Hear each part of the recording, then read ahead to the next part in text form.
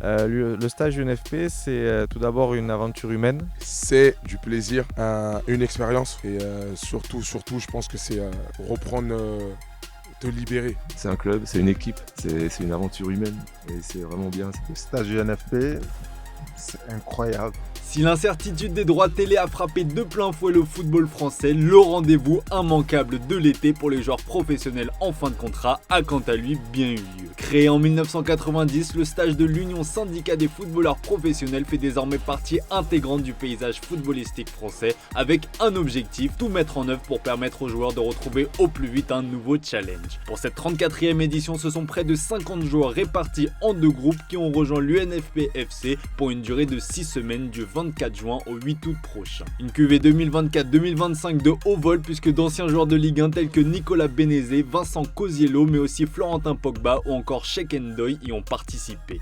Tout simplement parce que j'avais un ami qui était avec moi, c'est chaud, Mehdi Janin, qui venait de finir le stage et qui a signé. Et je l'avais eu en FaceTime par hasard pour prendre des nouvelles et tout. Il m'a dit ouais, je suis au stage et tout. Franchement, tu devrais, si tu trouves pas de club, tu devrais essayer tout ça. C'est enrichissant, c'est un bon groupe qui vit, tu te sens dans un club et tout, etc. J'ai dit écoute, j'espère pas venir. Mais si je dois venir, avec grand plaisir, je viendrai et tout. Ça n'a pas loupé. 6 mois après, je suis venu. Je vais être honnête, ça vient de mon père. Ça vient de mon père qui m'a dit une semaine avant d'arriver au stage, pourquoi tu appellerais pas l'UNFP et tu viendrais pas en stage avec eux. C'est vrai que ça m'avait pas traversé l'esprit.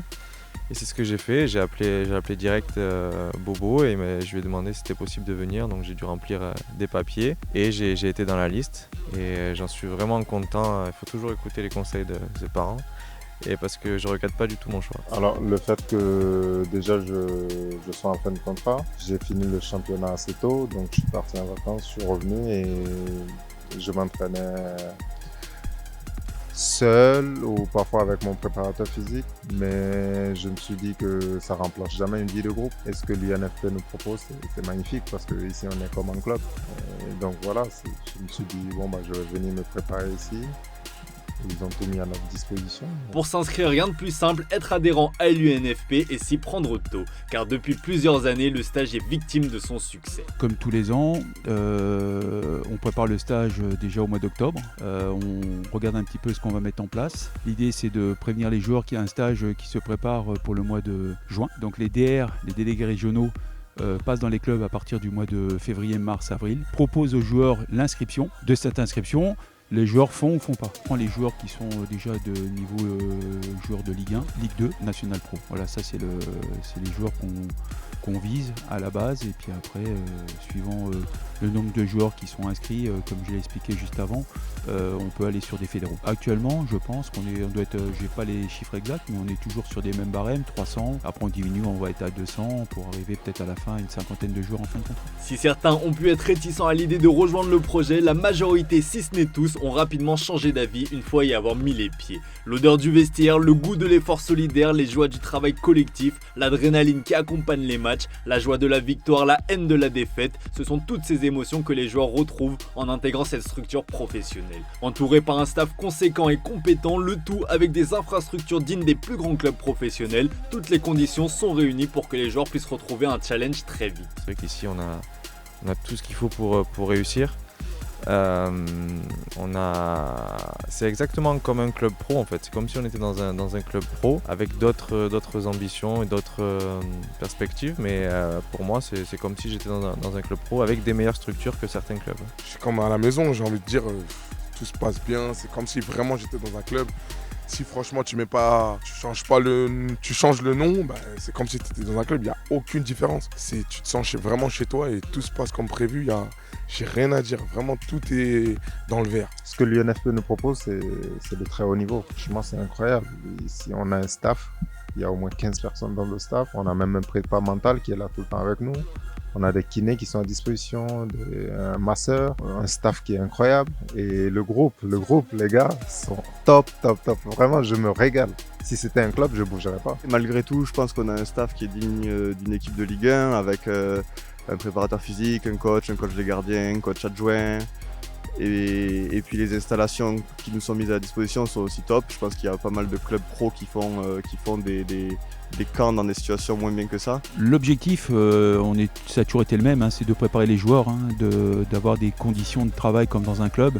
On est un club, de toute façon c'est l'UNFP Football Club. Là aussi je suis fier on est fier de pouvoir l'identifier à un club parce qu'on est vraiment un club.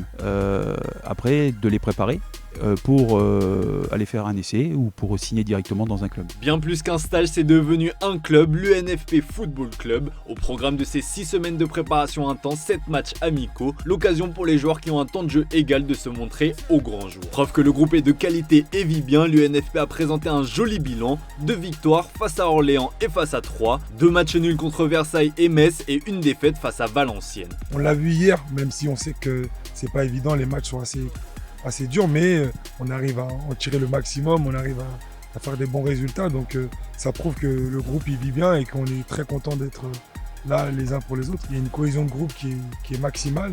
On s'entend super bien, il n'y a vraiment aucun souci. Bon, d'habitude dans un groupe professionnel, il y a toujours quelques petits problèmes, mais bon là, honnêtement, rien du tout. La cohésion, elle est totale, on s'éclate, on profite vraiment à l'entraînement, on se donne au maximum. Il reste encore 2 rencontres aux joueurs de l'UNFP-FC pour briller. Le 3 août prochain face au nouveau club de Florentin Pogba, le Royal Excelsior Virton, et le 7 août contre le Paris FC. Que ce soit pour les joueurs ou pour l'entraîneur, la difficulté a été de former un groupe et de trouver une certaine osmose. Un challenge relevé en 6 semaines pour Damien Hoth, où la priorité n'a pas été de produire un football léché, mais bien un football cohérent pour des joueurs qui ne se connaissaient pas au départ. Je pense qu'il faut vraiment aller à l'essentiel. Il faut aller sur les fondamentaux. Voilà, la préparation, on ne va pas se perdre sur des analyses trop précises. On va par contre venir sur des fondamentaux de cohésion, sur des fondamentaux tactiques qui créent une atmosphère, qui créent une ambiance, qui créent effectivement une façon de fonctionner ensemble. Durant 2 fois 5 minutes, on travaille sur les fondamentaux défensifs. Notion de couverture, pas de ligne alignée, mais des lignes en diagonale, de façon à pouvoir bien couvrir son coéquipier. Je dirais qu'on parle aussi de la notion de bloc, de distance entre les milieux et les défenseurs. J'aimerais qu'on parle aussi de distance entre eux sur la largeur. Je pense que c'est ça l'essentiel sur 3 semaines, être capable de créer des liens qui puissent faire travailler les joueurs ensemble. Parce qu'on n'est pas du tout dans une réflexion individuelle ici, on est totalement dans une réflexion collective. Donc si je venais avec des caractéristiques de possession, de sortie de balle, de cheminement, de circuit de passe, enfin voilà, il faut plus de temps pour mettre ça en place et le joueur s'y retrouverait pas. Par contre, venir sur des notions effectivement de bloc équipe, revenir sur des notions d'un projet de jeu, d'une animation offensive plus basique, sur des fixations en renversement, sur des plongées, sur des choses qui parlent aux joueurs, c'est ça qui est intéressant. Donc il faut aller à l'essentiel. Et ça m'intéresse vraiment d'être à l'essentiel parce que je pense que parfois ça se perd dans le football d'aller à l'essentiel. L'objectif de ce stage était de permettre au plus grand nombre de trouver un nouveau défi. Force est de constater que cette année encore, le pari de l'UNFP-FC a été relevé haut la main. Florentin Pogba s'est engagé avec le Royal Excelsior Virton, club de 3ème division belge dont le propriétaire est un certain N'Golo Kanté. Les retrouvailles avec l'UNFP-FC seront forcément émouvantes pour le joueur. Jeune défenseur de 22 ans formé au Mans, Paul Lehoux a rebondi au FC Rouen qui a été repêché en national. Adrien Pageret a signé du côté de Chambly alors que Daniel Dongmo a opté pour une expérience à l'étranger au FK Vardar du côté de la Macédoine. Philippe Boy s'est engagé au FC Pristina au Kosovo alors que Cheikh Traoré a privilégié le projet roumain du Gloria Buzo. Après avoir passé 3 semaines au sein de l'UNFP Football Club, Léo Jousselin s'est quant à lui engagé pour les 2 prochaines saisons avec le FC Progrès Niederkorn au Luxembourg. Pour ceux qui n'ont pas réussi à trouver un nouveau projet, on leur souhaite évidemment tout le meilleur pour la suite. L'occasion aussi pour nous d'adresser un message de remerciement à Barclay Miguel Panzo, Philippe Rossi et le directeur Pascal Bolini qui passe le flambeau après 20 ans de bons et loyaux services. Voilà les amis, j'espère que vous avez apprécié ce contenu. Si jamais c'est le cas, n'hésitez pas à liker, à vous abonner pour nous donner de la force. Quant à nous, on se dit à très vite sur Foot Mercato. C'est jamais sur un coup de tête, sur un... Oh shit, damn.